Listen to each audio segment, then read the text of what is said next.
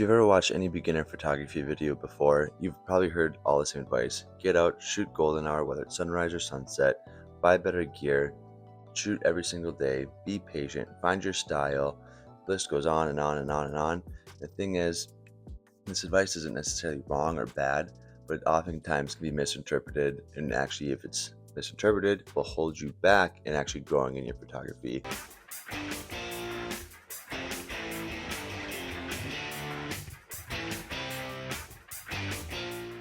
Hi, my name is James. I'm a photography and graphic design teacher, and in this video I'm going to kind of break down some misconceptions of the advice that you hear in all of those tutorial videos or beginner photography videos, and kind of explain how they can be misinterpreted and how you need to shift your focus and your mindset with each advice piece so that you don't get held back with your photography and that you actually do grow by following the advice and understanding it properly and correctly. These advice tips are things that I've fallen victim to of misinterpreting, misunderstanding, and I wish that I would have understood or been explained them in a different way, a different light sooner in my photography journey, so that I could have better understood kind of what's actually meant when these advice tips are shared. All right, so advice tip number one that's often misinterpreted is shoot golden hour.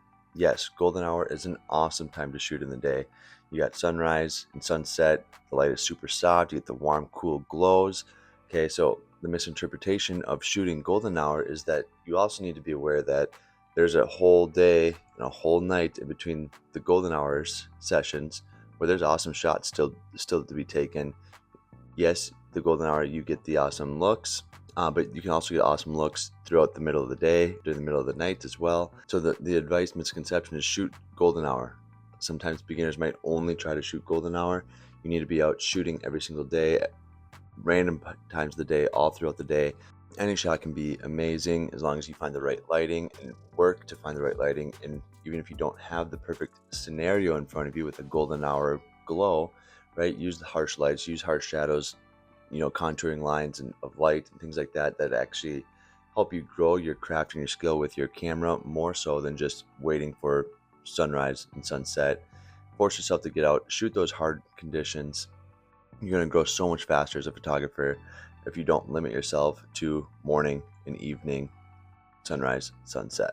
Advice tip number two that often causes misconception is to shoot every single day. Yes, as a beginner photographer, it is good to shoot every single day, but you need to shoot with intention. Okay, if you just hear the advice, go shoot every single day. Maybe your day one, your photos are really bad, and day 365, your photos are still really bad. If you're not shooting with that intention and purpose, and you're just kind of shooting every day, so you shoot every day and you meet your quota. It's not just streak building. You need to shoot with intention and have purpose in your shots every day of the year, so that you're actually growing and building your skills. Okay, so shoot with intention every single day of the year, not just shoot every single day of the year. I did a 30-day product photography challenge, and in that 30 days, I solely focused on product photography and flat lays.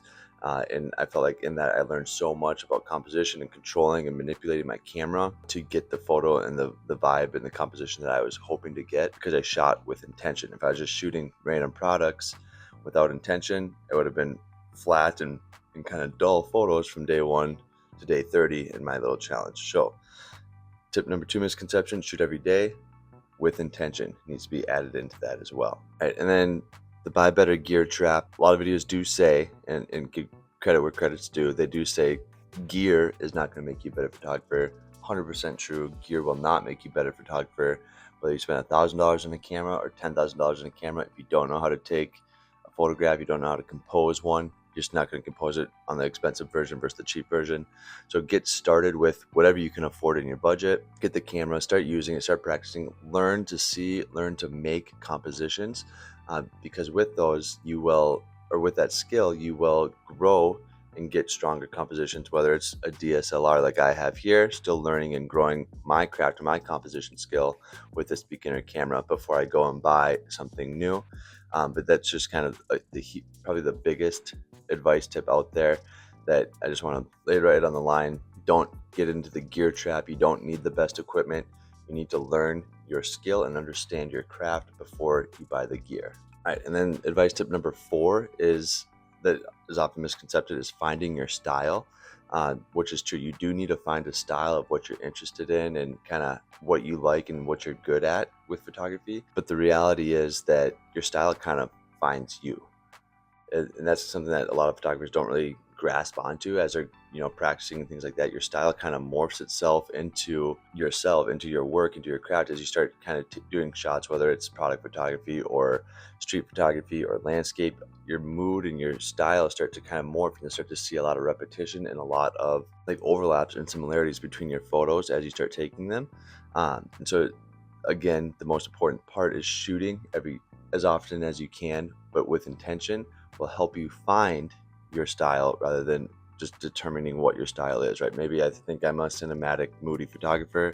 Well, if my photos don't align to that, then really I think that's what I am, but it's not what I am. So you need to get out, practice, shoot to find your style, and don't just shoot one lane of photography. Don't just shoot portrait photography or product photography or street photography or food, right? Shoot a little bit in all areas. Not only is it going to make you stronger and more confident with your camera, it's also going to help morph your style and your brand of photography in together. And for you to more easily understand what your style is and to see what your style is. Your style is something that is developed. It's not just stated or made. It develops over time as you continue to shoot over and over again. All right, and then advice trap number 5, I'm going to call this one the advice trap, is waiting until you're ready. Again, a lot of videos out there explain this one pretty good, but I just again want to lay it out there so there's no misconception, no misunderstanding on it as well. And that is waiting until you're ready. You will never be 100% ready and 100% confident before your first paid session.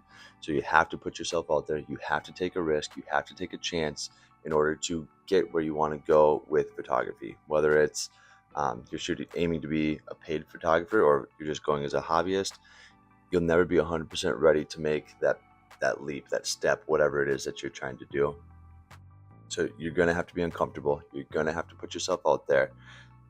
You can't always wait until you're more confident with your camera. You can't always wait until you're more confident with this, that, and the other.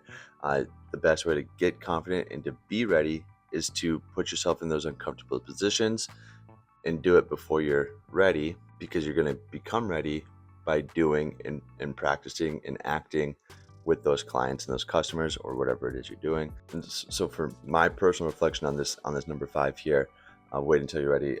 I just one day just decided I'm going to start a YouTube channel, and now this is number 38, video number 38 for me.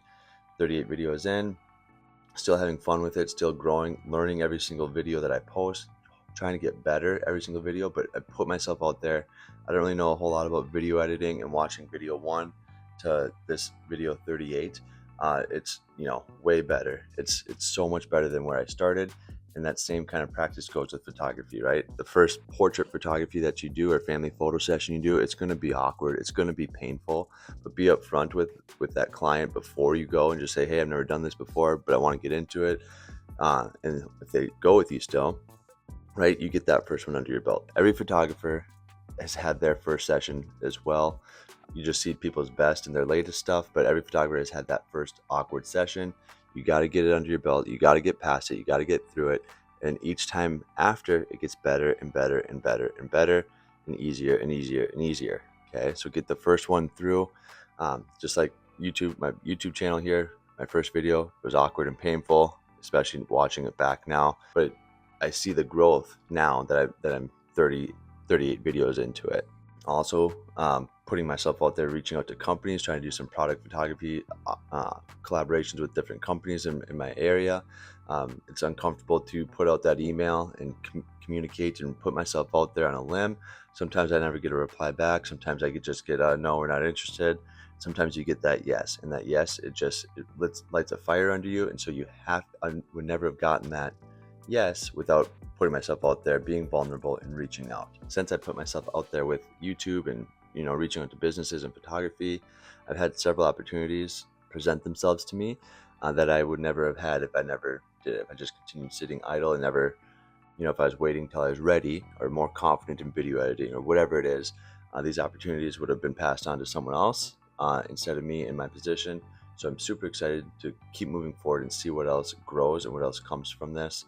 All right, so all 5 pieces of advice that I talked about today, there are truths to the stereotypical beginner video advice tips, but I just wanted to kind of break them down and explain them, the misconceptions that often come with them, that my students often misunderstand, and lay that out there for you so you don't misunderstand them, that you're not misguided by it. But hopefully these 5 tips help you better understand what you need to do as a growing photographer. If they did, please hit the like and subscribe down below to follow along as I continue sharing and breaking down photography tips and photography editing skills as well. Follow along in my journey as I continue to grow and share my updates and stories as well. It mean the world to me if you do subscribe. But so, in all, wrapping this whole thing up, best photographers that I know and that I see, they don't have secret advice that they're holding to themselves. They are just busy creating consistently with intention, and putting all those elements together to continue to grow their photography. But with all that said, see you in the next one.